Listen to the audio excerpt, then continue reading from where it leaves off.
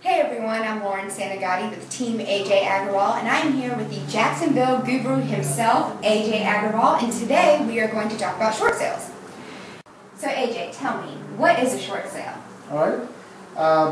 The best way for me to explain that in layman terms would be is, let's say you have a mortgage, you're paying monthly for, let's say, the past 4 years ago you bought a house and you bought it for $400,000.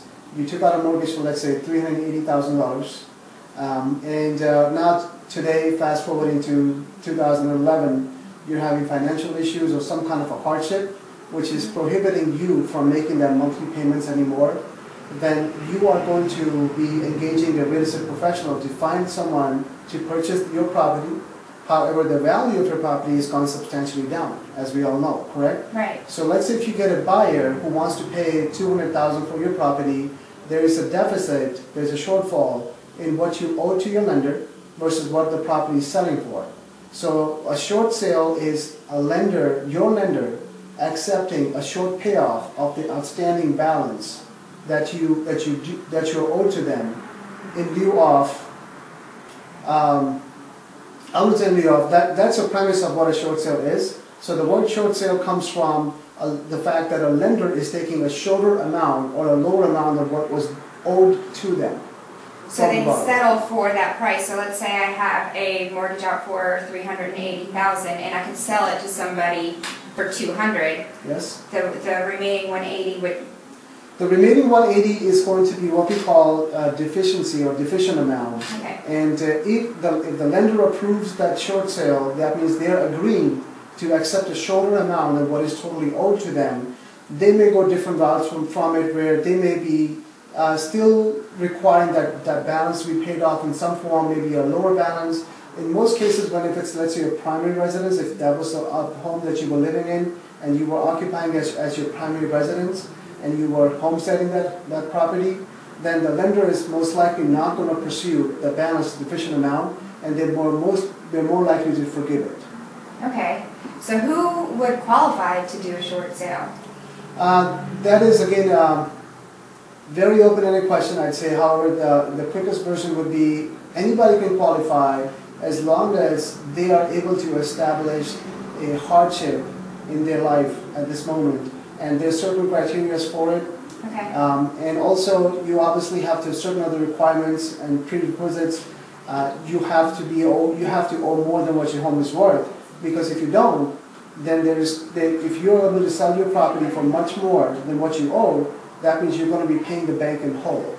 Okay. Henceforth, a lot of us Americans, millions of us, are possibly looking at a situation right now where we have a lot higher balance on our mortgage versus what the value of our property is.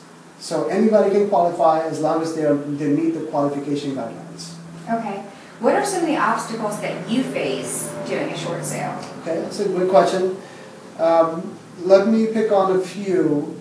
Some of the obstacles would be that I face is the borrower who's reached out to me to list their property so that I could find a suitable buyer for today's, and who's going to pay today's market value for that property.